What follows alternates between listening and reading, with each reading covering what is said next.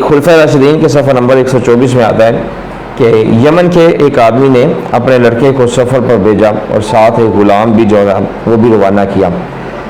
راستے میں کسی بات پر دونوں کے درمیان جھگڑا ہوا اور جو غلام تھا کوفہ پہنچ کر غلام نے دعویٰ کیا کہ یہ لڑکا میرا غلام ہے اور میں اس کا آقا ہوں۔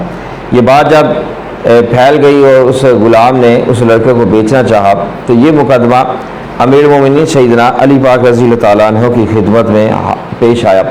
جب آپ کی خدمت میں یہ مقدمہ آیا تو آپ نے اپنے خادم سے فرمایا کہ کمرے کی دیوار میں 2 بڑے سوراخ بناؤ اور دونوں سے کہو کہ اپنے سر ان سوراخوں سے باہر نکالیں۔ جب کمرے میں سوراخ بنا لیے گئے اور دونوں نے اپنے سر جو ہے وہ سوراخوں کے اندر داخل کیے تو آپ نے سیدنا علی پاک رضی اللہ تعالیٰ عنہ نے اپنے غلام سے خادم سے فرمایا کہ حضور پاک صلی اللہ علیہ وآلہ وسلم کی تلوار لے کر آؤ۔ جب خادم تلوار لے کر آیا تو سیدنا علی پاک رضی اللہ عنہ نے فرمایا کہ غلام جو ہے اس کا سر کاٹ دو۔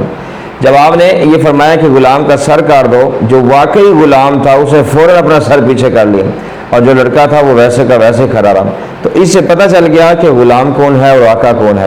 کبھی کبھی اس طرح کے حکمت والے فیصلے بھی کرنے پڑتے ہیں اور حکمت والے فیصلے وہی کرتا ہے جس کے پاس انصاف ہوتا ہے اور انصاف اسی کے پاس ہوتا ہے جس کے پاس دین کا علم ہوتا ہے۔